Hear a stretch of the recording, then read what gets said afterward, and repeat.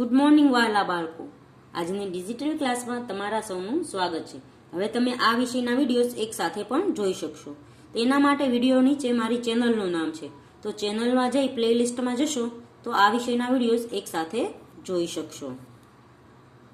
તો બાળકો, આજના વિડીયોમાં આપણે શીખીશું 7મો પાઠ આમ પણ હોય। ગયા વિડીયોમાં આપણે આ એક ગીત જોયું હતું અને ગોરીઓ ગુમ વાર્તા જોઈ હતી। આ વિડીયોમાં આપણે આના પ્રશ્નના જવાબ જોઈશું। તો આખી વાર્તામાં તમને ક્યારે બહુ હસવું આવે છે?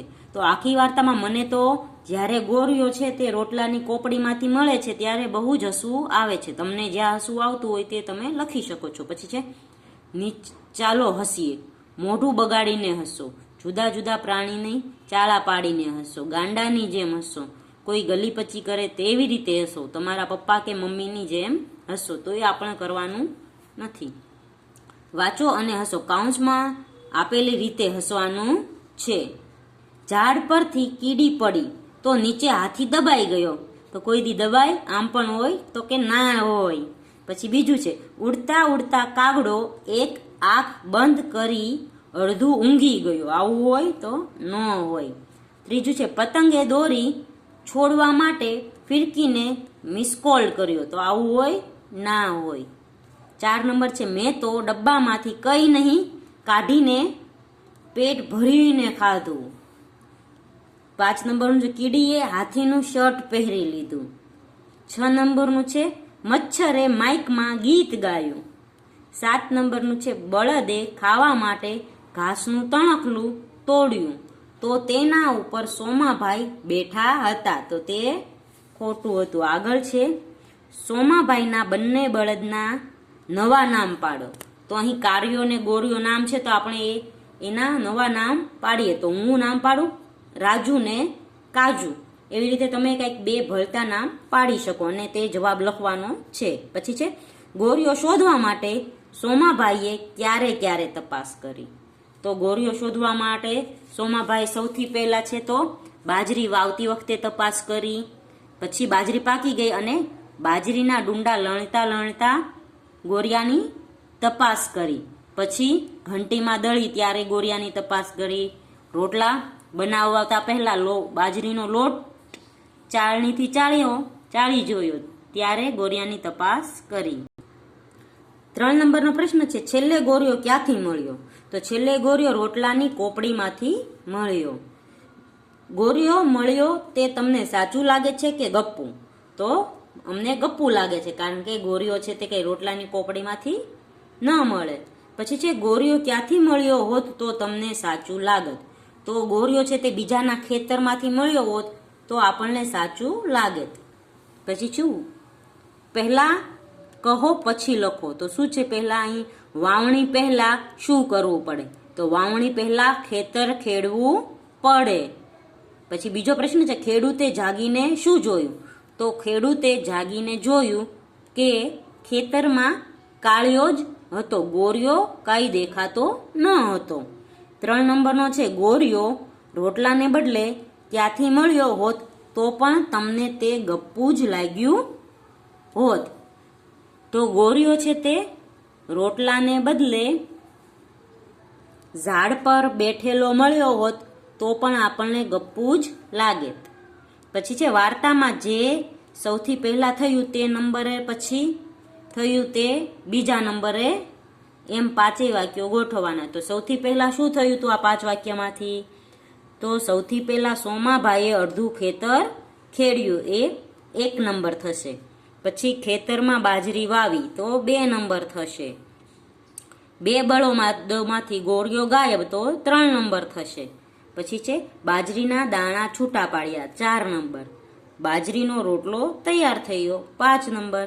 અને ગોરીઓ રોટલામાં બેઠો હતો, તો તે 6 નંબર થશે।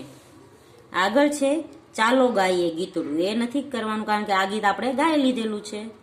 પછી છે, અલી આ બસ કેટલી ધીમી ચાલે છે? તો કિશન કહે છે, ક્યારે ઘરે પહોંચીશું આપણે? હવે 2 મિત્રો વાતો કરે છે કે બસ બહુ ધીમી ચાલે, તો આપણે ક્યારે પહોંચીશું? તો એક છે એ ગપ્પુ મારે છે, અલી અરે બસ કરતા તો આપણે ઝડપથી દોડતા હોઈશું।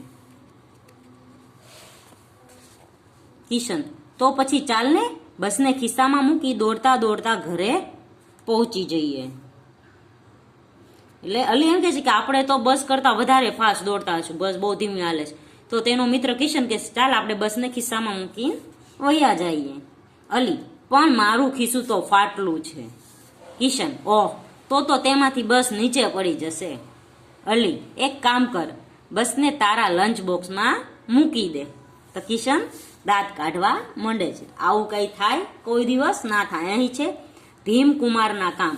તો અહીં ભીમકુમાર જે કામ કરે છે તેને અહીં જોડવાનું છે. તો સૌથી પહેલા છે ભીમકુમાર શું કરે છે? તો ભીમકુમાર છે તે કપડા વડે ચાંદાને સાફ કરે છે. તો ભીમકુમાર કપડાથી ચાંદાને સાફ કરે છે, 1 નંબરનું થાશે. પછી અહીંયા શું કરે છે ભીમકુમાર? તો ભીમકુમાર બસ ચલાવે છે. તો આ 2 નંબર સામે આ 4 નંબર આવશે. પછી 3 નંબરનું છે ભીમકુમાર પાળેલા હાથીને પાણી પીવડાવે છે. તો 3 સામે 5 નંબર આવશે. પછી એની પછી છે ભીમકુમાર બ્રશ કરે છે. તો એ 4 નંબરનું છે, 1 નંબર સાથે આવશે. પછી ભીમકુમાર કસરત કરે છે, 5 નંબરનું 2 નંબર સામે આવશે. પછી આગળ છે પાચીકડા ગાઓ. તો અહીં છે એક નાનકડું અમથું ગીત છે. હું તો ગયો તો અમદાવાદ ને ત્યાંથી લાવ્યો બૂટ. તો અહીં છે તે અમદાવાદ જઈને બૂટ લાવે છે. એ તો હતો કાળો કૂતરો ને થઈ ગયો મોટો ઊંટ. હવે હું છે અમદાવાદમાં ગયો ત્યાંથી બૂટ લાવ્યો, પણ એ તો કાળો કૂતરો પણ થઈ ગયો મોટો ઊંટ જેવો. કે અમે બાલુડા પાચીકડા ગાઈએ.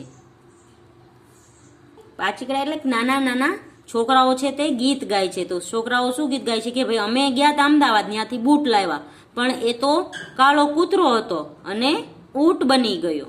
ને શેરડી ખજૂર ખાતા જઈએ.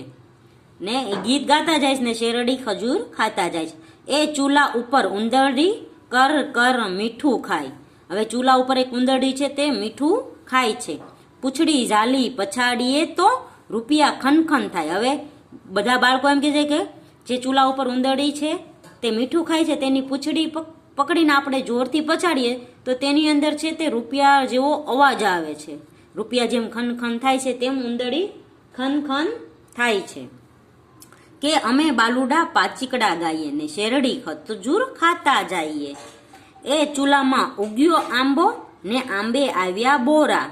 બોરા વીણી ખાતા ત્યાં તો ખડખડ હસ્યા છોરા. હવે ચૂલામાં કોઈ દી આંબો ન પાકે, આંબો ન ઉગે, પણ અહીં કહે છે કે ચૂલામાં આંબો ઉગ્યો અને આંબા ઉપરથી અમે બોર ખાધા. બોર વીણીને ખાધા તો ખાતા ખાતા બધા છોકરાઓ ખૂબ અમે હસતા હતા. કે અમે બાલુડા પાચીકડા ગાઈએ ને શેરડી ખજૂર ખાઈએ. તો અહીં છે તે આ ગીત નાનકડું પૂર્ણ થાય છે, જેમાં બાળકો પોતાના વિચારો રજૂ કરે છે. તો બાળકો આ વિડીયોમાં અહીં સુધીનો અભ્યાસ કરીએ. આગળના વિડીયોમાં અહીંથી આગળનો અભ્યાસ શીખીશું. ત્યાં સુધી ગુડ બાય, ટેક કેર.